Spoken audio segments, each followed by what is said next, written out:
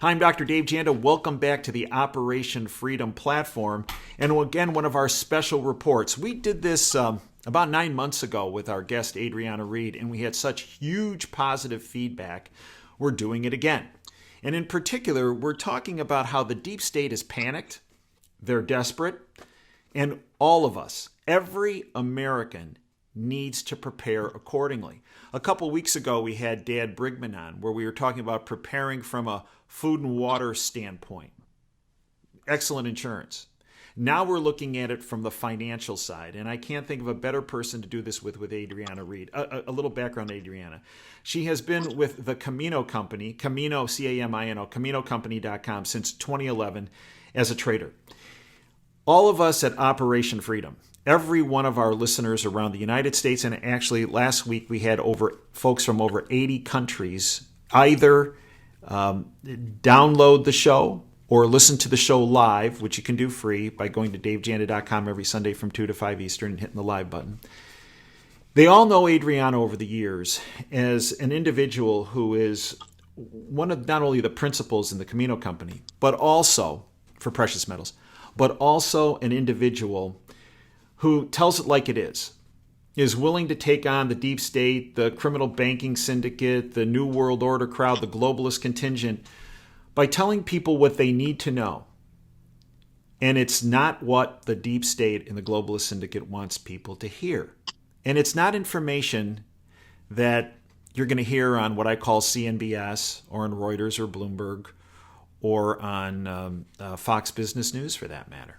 You're not going to see Adriana as a guest there. She is an articulate spokesperson for how to protect yourself financially. But you're not going to see her there because she doesn't speak the globalist agenda. She speaks the people's agenda of what to do to protect yourself. Adriana, it's an honor to have you back on our platform. Thanks for having me again, Dave. So, Adriana, I want to start out with some basics. Now, this is basic to you and myself and the vast majority of folks that are listening on this channel. However, if we took a survey right outside this window in the People's Republic of Ann Arbor, Michigan, 95 to 99% of the population would have no concept about what the Federal Reserve is, has been about, and what their real agenda is. So when I ask folks outside this window, Adriana, what part of the federal government, executive branch, legislative branch, or judicial branch, is the Federal Reserve? 9 people out of 10 plus will pick one of the three. Right. But the real answer to that is what, Adriana? They're not part of the government at all. That's right. Right? So right now there are still some listeners that are like, what? No, Adriana must have misspoken. They must, well, they're not judicial and they're not in Congress, not legislative. So they must be in the executive branch. They're not. No. And Adriana, they're a group of private independent bankers, correct? That is correct, yes. And what's their primary interest? Themselves. You know what? Yeah. In a nutshell, that's it. Their own self-serving interests. That's correct. So, Adriana, why do you believe the vast majority of the American public don't know this fact? Or the fact that every person listening to us from a country outside the United States, their central bank is also a derivative of the banking syndicate. Why don't they know that? Well, I think a lot of the miscommunication that you run into is that the banking system itself is that there's printing of money, and it seems that, we assume that the dollar has something to do with the government, and the feds are the ones who control our currency. So I think there's kind of an automatic assumption that gets put on with that, and that's why people assume that central banks have something to do with the government itself. That's true. I mean, it goes back to, well, in our case, 1913. Correct, yes. Creature from Jekyll Island, the book written by G. Edward Griffin, speaks about how the banking syndicate run by a number of families. And one of the families that everybody talks about is the Rothschild family. That's correct, yes. But there are other families, right? The Lazards, Pincuses, Warburgs, Loebs, the Pesor family, as I understand it, is the head of the snake when it comes to these families. I mean, you can name a few of them in all honesty that, I mean, we really have, there's the main ones that we kind of go for, and that's the Rothschilds are clearly the main, one of the ones that we focus on the most. I mean, a lot of it has to do with the individuals who over a period of time have had tons of power in our country based off of monetary policy. And it's been at the expense of the American people that they've been running these systems that they've created for themselves. And you know, some folks will say, well, wait a minute, at the expense of the American people. Well, if you look at the value of the dollar in 1913, when the criminal banking syndicate took control of our money supply through the creation of the Federal Reserve Bank that we know today, that dollar from 1913, Adriana, is worth how much today? Well, this is what people need to come under the conclusion of.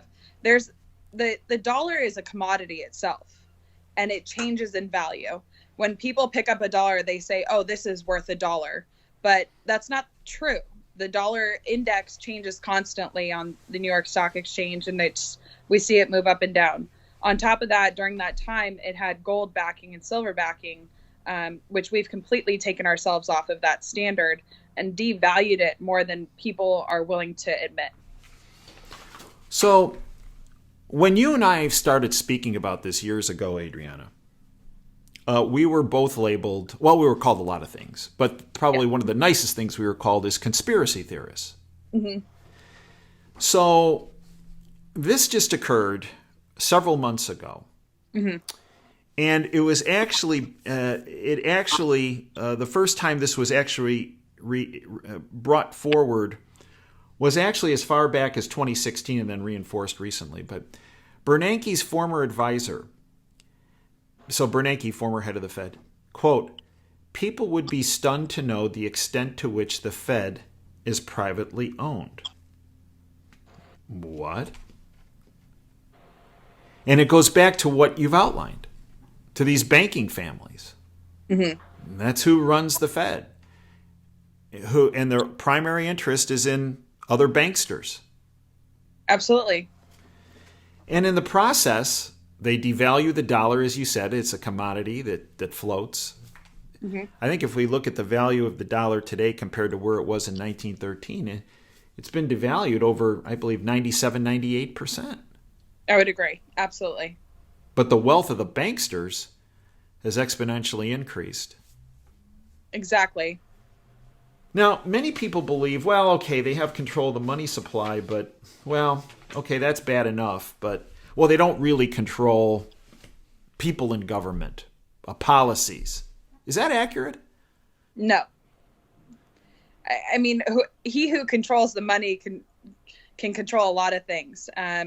You know, it's our government in general, just the system that we're working with.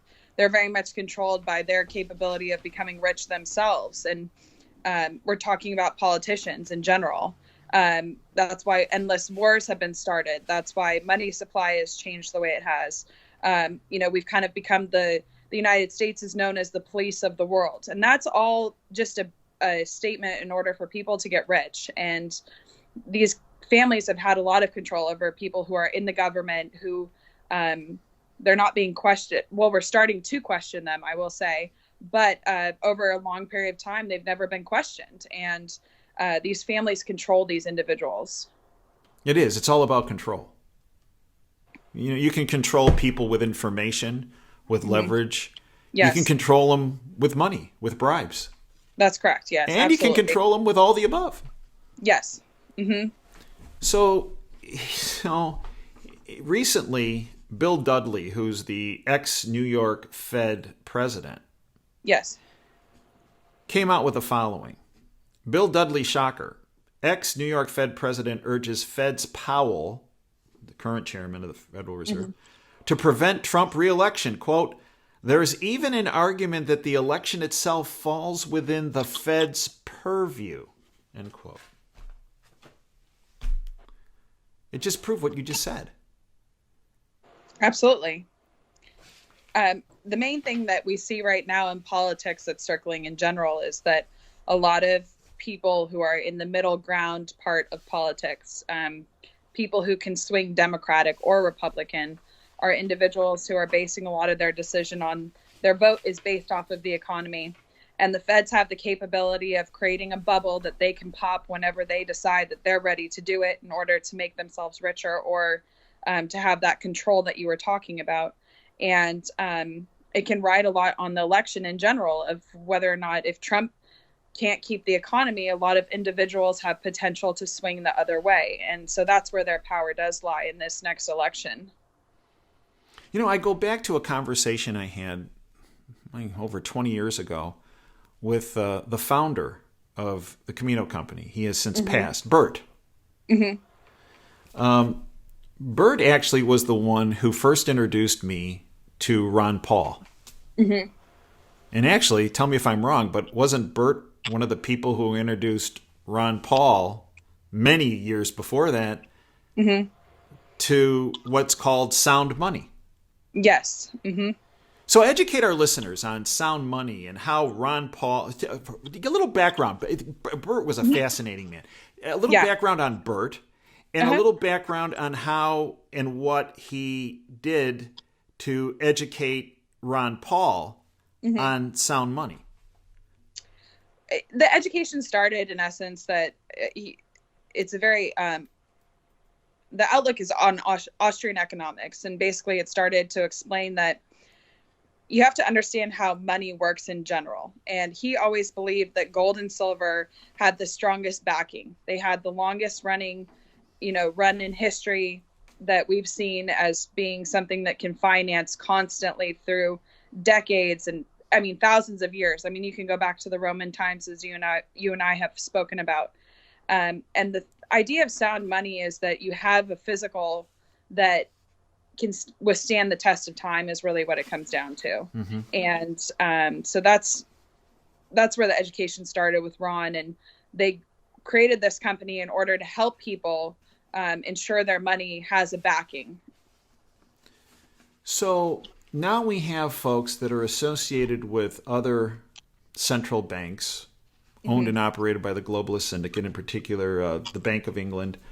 The head of the Bank of England is called Mark Carney. I believe he's Canadian, now runs the Bank of England. He's come out recently. Mark Carney thinks the dollar can no longer be the world's reserve currency. Everything the alternative media has warned about for years, all the outcomes other people have called, quote, conspiracy theory, end quote, will soon be treated as common knowledge. Carney, just from this past month, world needs to end risky reliance on the U.S. dollar.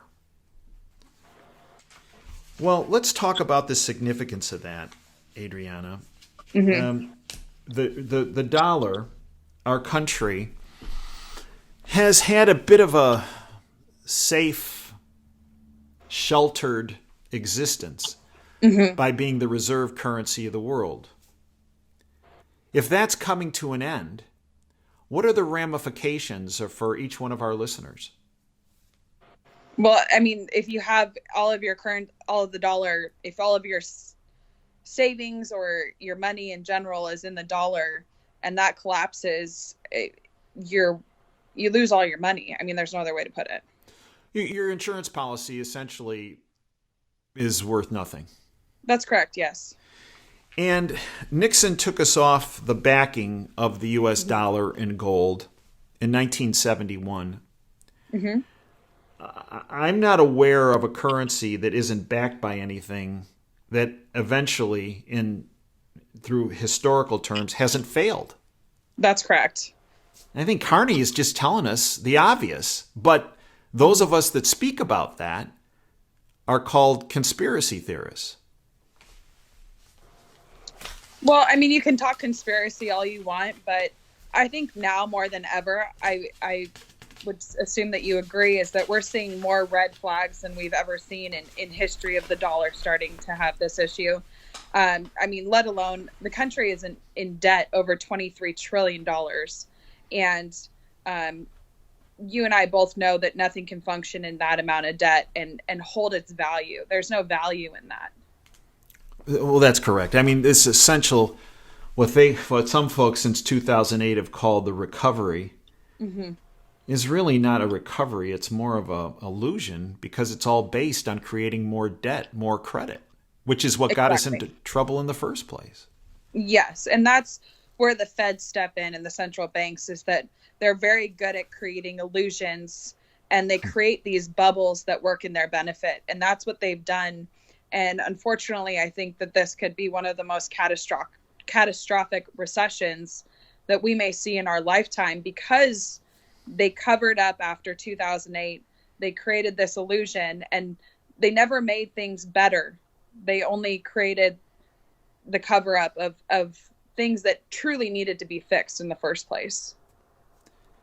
And, we always hear the cover up can be worse than the initial crime. If we look at Nixon, for example, and the cover up, the papering over, if you will, of the 2007, 2008 financial crisis by doing what they've done.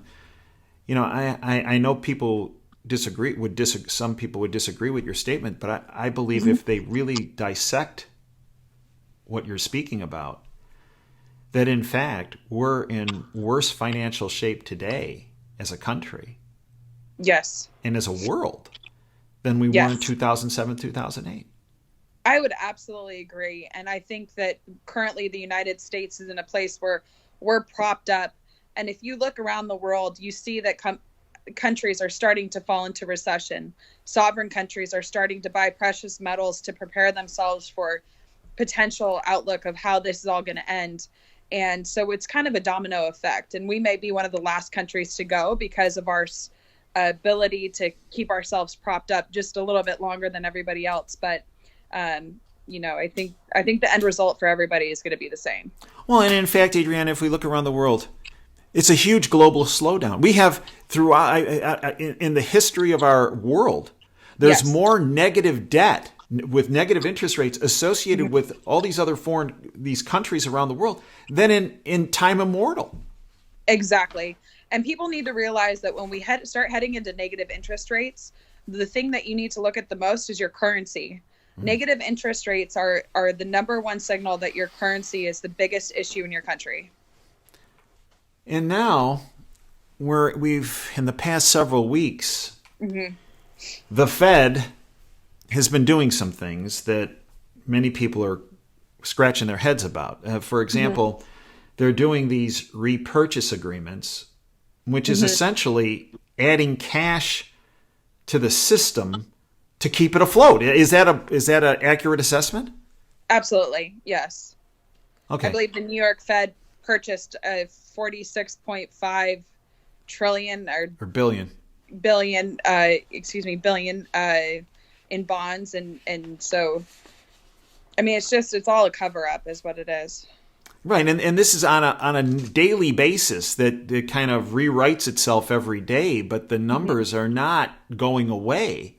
They're an indication that they're having to add cash to the system to keep it afloat. And those of us that you've said this, I've said this, that we're looking at the Fed cutting rates further, instituting more overt money printing, quantitative easing.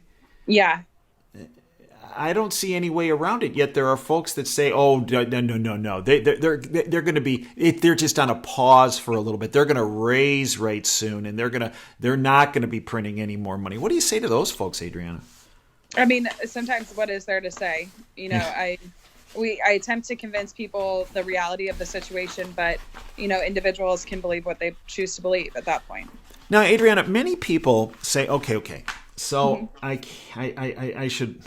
My cash holdings maybe aren't as secure as they think, and especially if banks in the United States start going to negative interest rates like they do, or they are in Europe and across the world, because then they're going to be charging me to have my money in the bank. Okay, well, and stocks and bonds, well, if markets are fairly unstable because of this, well, they might be going down or not doing as well as they've been doing. So, well, maybe I should think about investing in precious metals. Here's what people say. Well, I'd like to do that. But I think that those markets have been so manipulated by the bad guys, globalists, banksters, New World Order crowd, that, well, I just don't want to invest in insurance policies in precious metals, gold and silver, that have held the test of time over historical purposes of when systems have a downdraft, let alone an implosion, Right. they hold up. They say, well, those markets are manipulated. I don't want to get in a manipulated market. What do you say to those folks? Well, those are the individuals who invest their money in the stock market. And if you want to talk about a manipulated market, we can have a conversation about that as well. Yeah. Well, and not only stock, throw the bond market in there, throw everything into it, right? Exactly. But I mean, typically what you see is it's just people who use the word invest where they want a return. That's all it is. It's low risk, high risk. They throw all these statements out, but they want return. They want their money to increase and multiply and multiply and multiply. But like you and I have said multiple times, that gold and silver multiply when you need it to multiply the most, because it's an insurance policy. And its value you can't explain its value when you need it the most. And in fact, there has been a lack of jurisdiction when it comes to these markets. We've talked about that these markets have been manipulated for years. Yes. And the Justice Department has looked the other way. Yet, in the past several months, that has not been the case. And in fact, 3 high-ranking individuals, a guy by the name of Michael Nowak with J.P. Morgan Chase, a former head of its precious metals trading desk, Greg Smith, another trader at J.P. Metals Trading Desk, high up, another guy, Christopher Jordan, have all been charged for massive fraud by the Justice Department. So there appears to be finally some movement in going after some of these players that have been manipulating the market. Absolutely. And the thing I will say about this is that I think that this manipulation is one of those things that comes to light eventually. It does take time, unfortunately, because there are so many people attempting to manipulate our markets. And I think that it has more to do with suppressing the price of metals in order to keep people calm, because precious metals have a tendency to make large movements when things are not doing well. So I think it's been trying to keep people in the economy, keep them in the stock market. And, I think justice will come to these people. So, Adriana, a number of our listeners have gone to their stockbrokers and said, hey, look, I heard this presentation by Adriana Reed, and I looked at the information that she presented and checked it out, and it held up. I want to diversify. I want to get out of some of my stock and bond positions, and I want to purchase some physical gold and silver. And they are told that's not a good idea. Don't do that. Right. Yeah. Now, why would a stockbroker who's supposed to be looking out for the interests of their client tell them that? Based on the information you presented, which to me is very clear cut. It's basically has to do with self-interest. I mean, there's no other way to put it. They don't make money if money is put into precious metals, it takes it out of their hands, and they don't like that because their percentage drops that they make. So I think that's probably the main thing I would just say is self-interest. Well, and then some of these stockbrokers say, well, okay, I'll tell you what, rather than owning a piece of gold or a piece of silver, there are these paper derivatives of gold and silver, right? Like GLD or SLV, that are like stock certificates, but they are really based on physical gold and physical silver. So if you really want to do that, you don't have to purchase the real thing, if you will. You can purchase these. What's the problem with that? I mean, I'm just a huge believer that if you need to take possession of the metals yourself, and like any paper contract, they can be wiped out at any time when there's changes in markets and things like that, and you don't have full control of your wealth if you put it into a paper contract where somebody else is controlling it. My dad used to have a saying: if you can't hold it, if you can't stand on it, you don't own it. Exactly. Ben Janda, right? Ben Janda. Yeah. So then we get into this situation where people go, well, I don't know how to do that. I know how to buy a stock. I know how to buy a bond. I know how to deposit money in my bank account. Mm-hmm. but I don't know how to buy gold and silver. Now, Mm-hmm. I've dealt with your company for decades, Mm-hmm. as long as far as when Bert was there running Yeah, the show, absolutely. right? Mm-hmm. And I don't know of a company that is more honest and more straightforward, because there are some companies out there that are, let's say, not above board. Let's just Right. put it that way. Mm-hmm. So let's talk about, if people want to buy physical gold and silver, which is a great insurance policy for Yes. economic instability. Mm-hmm. Let's talk about how you folks do it. Okay. And I want to talk about red flags, because let's say folks decide not to go to a Camino company to get their product. I don't think that's a good decision, but let's say they do. They go to somewhere else. Their brother-in-laws know somebody, Vinny down the street, who can sell them some gold and silver. I want to talk down here a little bit about red flags, but let's first talk about how you folks do it, so they know legitimate operation, How long you guys been in business? Over 45 years. 45 years. Okay. Yeah. So how you folks have done business and very above board, so they know how it should be done. So in case they go listen to their brother-in-law and go visit Vinny, you know, if they say, wait a minute, that's not how Adriana described it. Wait a minute. Okay. Right. So let's talk about how you do it. So first, let's start with gold, then we'll go to silver. So someone says, okay, I want to buy some gold. Mm-hmm. How do they do this? Take them through the steps. Okay. So the first thing you want to do is you can call us up and you can speak with the traders, especially if you're a novice. I always recommend that you speak to one of the traders so we can walk you through the process. We give you the price of gold at that time, and then we'll give you our premium for the different items. Like I've said multiple times, the main items that we recommend are the gold eagles and the maple leafs, because I find that they're the best items to hold because they are in coin form. And they have a great return on the other side as well. And we also have been recommending 1 ounce gold bars for individuals who really want to drop down the premium as much as possible. It is an option, but it's not our first go-to. We lock in all of the prices at the time of the call when you receive a contract number. The contract number keeps all of the prices at that point. They do not change based on fluctuations of the market. Okay, so then someone says, okay, I'd like to buy 1 ounce of gold, and you quote them the price. Correct. And then what happens? Then we take their information. So I just need your name, your shipping address. If you do not live in the area, we just ask that you postmark your check 48 hours from the point of that we've locked in all of the prices. So once you have that contract number, then we move forward. So they send you the check. You get the check.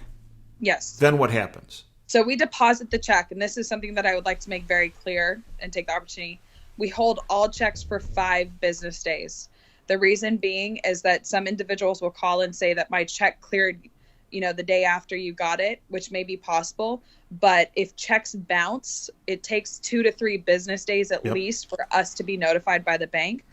So we do have to have some security on our side as well. Fair. Okay, so then the check clears, 5 business days. Then what happens? And then you get in line to ship. We typically ship as on the 5th day, but sometimes there's the backups in shipping, and it ships within 5 days, though. So sometimes if the supplier gets backed up, your supplier, then it might be a little longer than 5 days. Correct. Or so you send it out. So many people are concerned is when they get this box, it says on the box, here's your gold. Absolutely not. Or here's your silver. So what does it say on the box so that people... So we just put Camino Company on the outside. We recently have been leaving the boxes completely blank as possible. And we also pack the material on the inside so that the metals don't hit each other, and therefore indicating what's inside the box. Okay. So then when people get it, what do they do with it? Should they run to their local bank where they have a safety deposit box and put it in there? Absolutely not. That's never my recommendation. My personal recommendation is always to get a good fireproof safe that you could keep at your home. That would always be a good option. or finding a place that you feel comfortable in your home that you could store it. Mm-hmm. And as you've stated multiple times, that there's also privately owned facilities that you can store your material at, depositories, and you yourself use Brinks, which is always a great option as well. So now let's talk silver. Okay. Okay. So someone says, well, I'd like to buy some silver because, well, gold is $1,500 an ounce, or whatever. Let's just give that a number. And silver, round number, is $18 an ounce. So I like having several things in my hand rather than one thing. So I want to buy a bunch of silver. I want to know. Okay. So how do people do that, and what do you recommend? Right. So one of the main recommendations, it's the same process to start with, just so everybody knows that we'll go over all the pricing. All prices get locked in with contract numbers. It's no different. Our main recommendation are the 1 ounce rounds. They're privately minted coins that run a very low premium and are a great option. The other thing that we also recommend is junk silver, 90% silver. One of the reasons I recommend it is that it does come in a smaller denomination. And, God forbid that we do get to the point where our currency is devalued and we experience some of the things like Venezuela has experienced, but it makes it for a great bargaining if need be. And on top of that, it also is a great item to just have to hold on to. Now, when people say, wait a minute, I don't want to buy junk. Why would I want to buy junk, like little scraps of silver or something? No, educate our listeners on what junk silver is, because it's different than our common thought of junk. Right. So junk silver is just pre-1965. So 1964 and before, half dollars, quarters, and dimes. And these items are contain 90% silver. And to be clear, it's $1 face value contains 0.715 parts of an ounce of silver in them. And therefore, they have a greater value than the circulating currency that we have out there today. And you can purchase it in order to cover yourself and use it as your insurance policy. So prior to 65, yes, dimes, quarters, halves had 90% silver in them. That's correct, yes. Today, what percent silver do they have in them? None. 0. Yes. Okay. I guess we didn't learn any lessons from the Romans, who did the same thing when they were cutting their coins right? Right. Okay. So those are your recommendations about purchasing silver. Yes. And everything is the same. Now, the question people have is, well, how much gold should I buy, and how much silver should I buy, and what should I do? What do you tell those folks? Well, I always tell people you need to do what you feel comfortable with, number one. The purchasing power is in your hands. But out of personal recommendation, I always recommend having about half and half, somewhere split, having a little bit of both if you go heavy on one or the other. But having both is a great option, just because I think that gold, there has been talk about us going back on a gold standard, and then you cover your basis that you have gold in that form, and then also having some silver, so that, like I said, if we get into the purpose of bargaining or something like that, you have that option to use silver if need be. And when folks get it, because there's more bulk to silver, yes, again, don't go to the bank. Storage facility, yes, safe in the home, but one I've utilized, as you mentioned, Brinks storage facility. Let's talk about red flags. Okay. What are some of the red flags our listeners should watch about it? Let's say they decide to listen to their brother-in-law and use this guy Vinny down the street. Okay. What are some of the red flags they should watch out for if they're dealing with Vinny? My main thing is the premium. That's my biggest concern for customers in general, is that metals are sold on very small margins and on very small percentages of profit. And so if Vinny's charging you $5 or $6 over spot for a silver coin, or paying you $5 or $6 under spot for a silver coin, then you need to take concern of using him as your broker, I guess, is really.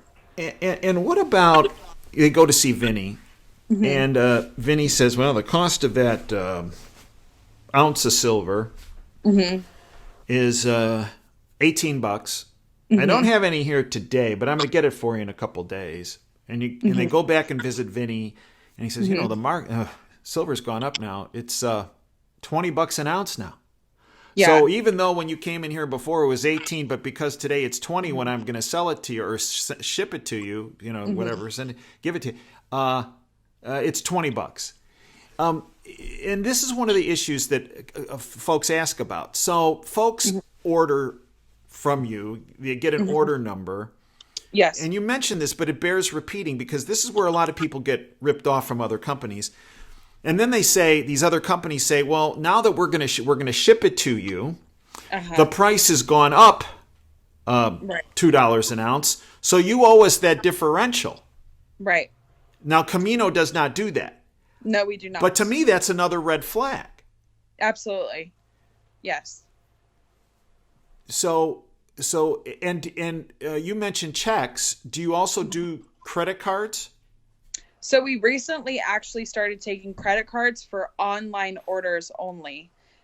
We don't take orders over $1,500 for a credit card, but it is an option that we have added for individuals who choose that option. For me personally, I discourage people to use credit cards. But like I said, I have to listen to my clientele base for individuals who wanted the option, because there is an added percentage for the credit card fee. So it's more cost effective to go with with the call. Exactly. And you have those prices on the website Camino, CAMINO, CaminoCompany.com. Yes, we do. Okay. Now let's talk about some other red flags. Okay. So one is the premium. One is, the price is this now, but even though you're locking in the price, when we ship it, if it's higher, you're going to have to pay the differential. That's another red flag. Right. Yes. What about this, Adriana? When folks say, well, I called just to buy some rounds, or some Silver Eagles. Okay. And then the person gets you on the phone and says, well, you really should look at the older coins, these what are called numismatic, because, well, that could be a bigger price appreciation. And, well, they're a lot more expensive, but that's where you should go. What's your feeling on these numismatics for people just getting involved in gold and silver purchases? I shy away from having novice buyers purchase numismatics. The reason being is that there's a lot of room for opinion on the pricing, and bullion is much more straightforward in its pricing. It's at that price of the day. For somebody who's looking to diversify, just to be clear, there's semi-numismatic coins, so pre-1933 gold in slabbed containers, and I think they could be a great option for an individual diversifying. But again, like I said, when you're going down to Vinny's shop, it gives him a lot of room to make a much higher profit, if you don't know what you're talking about. So, my personal recommendation would to just be stay away from them if you're not, 100% educated in purchasing them. When I first started talking to Bert decades ago, he used to say to me, you're just getting involved in this, and it's good you're doing it at your age.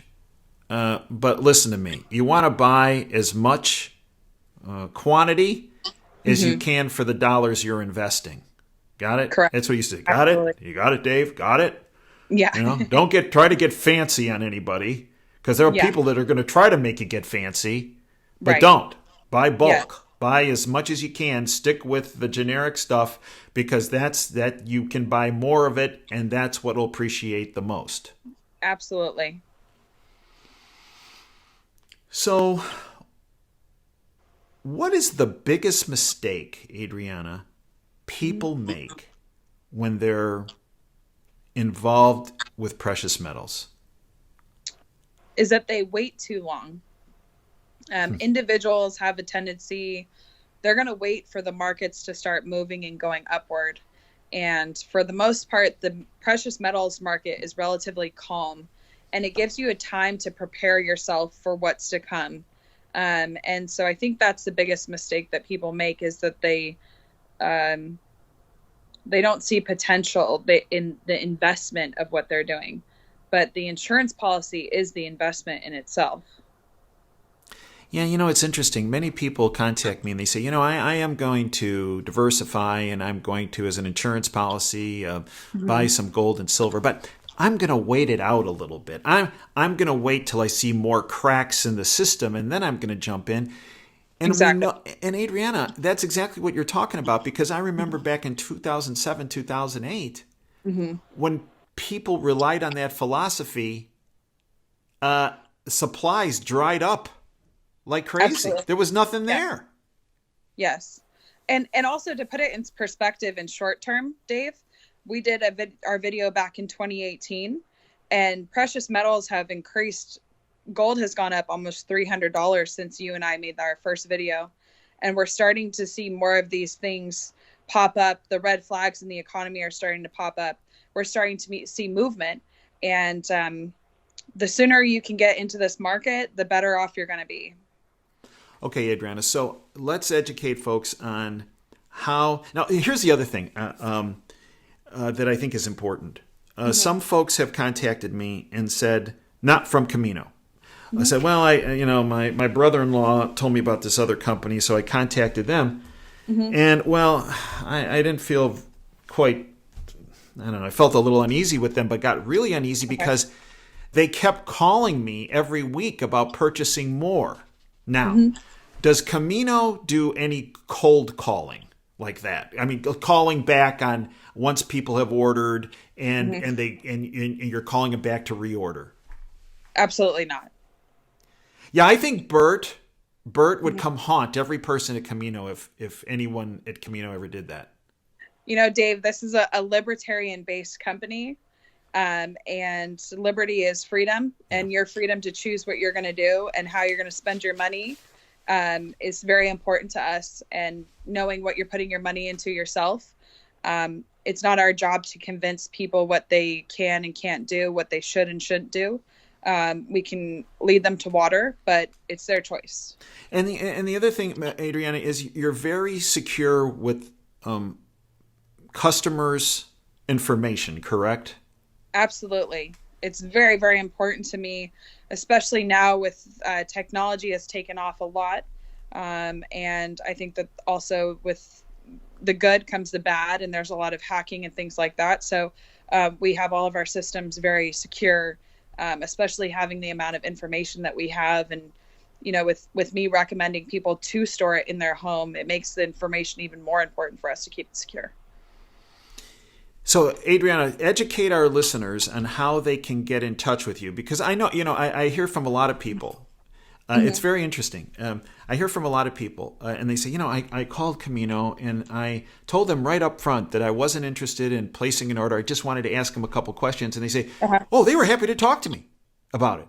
And they were very upfront.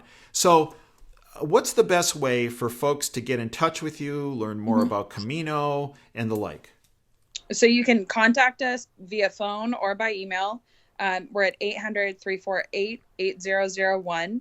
Or you can also contact us by first name at CaminoCompany.com. So you can head over to our website and it will list the different traders who you can contact. Phone number? 800-348-8001. 800-348-8001.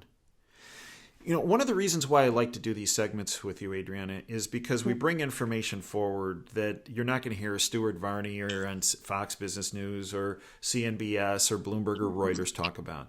But then people say, when we would do these segments, they'd say, well, okay, you paint, we get the picture now, but you don't give us an action plan. Well, the action plan is we're looking at precious metals as insurance thing. And then people say, well, you gave me the action plan, but I don't know where to go to get it. Well, that's why we do this, because we've presented information of what's really happening, not just in our country's economy, but world economy. Right. We've given folks an action plan about diversifying as an insurance policy into precious metals. And then we've given them a resource for information. And if they wish to purchase product through you and through your organization and all the folks, the wonderful people at Camino. And the reason why I feel comfortable about recommending Camino so ardently is because I've dealt with your company for decades. Right. And I have always been pleased. Everything has always been above board and very forthright. And this is one thing I don't want people to do is say, okay, I got the information on the world economy, the U.S. economy. Okay, I get the idea about insurance in precious metals, and then have them get ripped off by going somewhere else. Right. Because that has happened. That I've heard about from listeners, and I made a mistake, and so again, I think folks have to do the research. They have to look at all options, all avenues of purchase. But I again thank you, Adriana, for your time. I thank you and everyone at Camino for the decades of work that you have done to create. You've created a financial lifeboat for people. Thank you. And unfortunately, the hardest part for folks is to just put their feet in the lifeboat. And I thank you for being there for folks, because we all need, we have insurance on our houses, we have insurance on our health, hopefully we have insurance on our cars. We want insurance, as I mentioned a couple weeks ago, on our food and water supplies. Right. But we also have to have financial insurance. Right. Absolutely. And I thank you for being there for folks. CAMINO, CaminoCompany.com, 800-348-8001. And I thank you, Adriana, and your entire team and your entire family, the Camino family, for everything they have done, are doing, and will do. Folks, thanks for joining us today. Until next time, as we always sign off, dream big and dare to fail. Thanks for your time today.